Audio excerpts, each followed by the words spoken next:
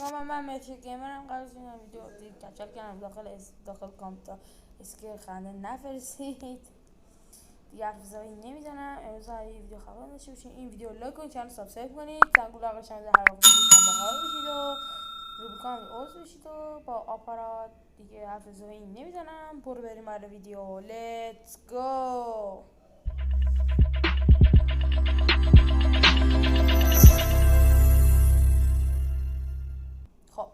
بچه امروز قراره یه ویدیو خفن داشته باشیم. امروز قراره بهتون آموزش بدم چجوری باید چی بهش میگن اسمش یادم رفت، مینی چت رو داخل گوشمون نصبش کنیم راحت ترین روش و بیاریمش بالا بریم با مردم مثلا صحبت کنیم، هم ایرانی هم خارجی. بریم برای ویدیو. خب شما برای نصبش خیلی آسونه. یا از مایکت استفاده کنید، مایکت، گوگل و فروشگاه پلک. این سه تا میتونید دانلود کنید. وقتی دانلود کردید اینجا میرید داخلش. حالا من دیگه نصبش کردم برای خودتون میگم. الان برم داخل دوباره این دوربینم هنگ میکنه. نمیدونم کلا داخل مینی چت اینجوری با یه دوربین هنگ میکنه. خب وقتی شما میرید داخل نوشته فیسبوک رو با یه چیزی نمیشه فیسبوک رو اگه بزنید آسان تر فیسبوک رو میزنید. چون شماره تلفن رو میزنید، بعد سنتون رو میزنید. زود آسان ترین روش دارم بهتون میگم. اون یکی رو بزنید خیلی سخت میاره. این از این ویدیو امروزمون. لایک و کامنت فراموش نشه. خب حالا من مثلا بهتون میگم چیزی باید دانلود کنید. دیگه خیلی آسونه.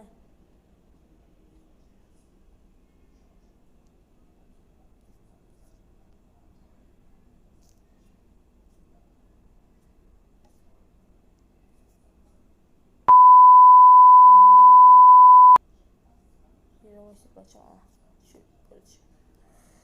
شما نتتون روشن کن. من الان نتم روشن کردم و الان اینجا میزنید.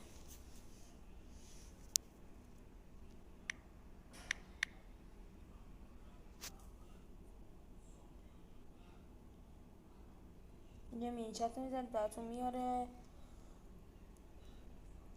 دیگه دانلودش کنید. دانلود کردم.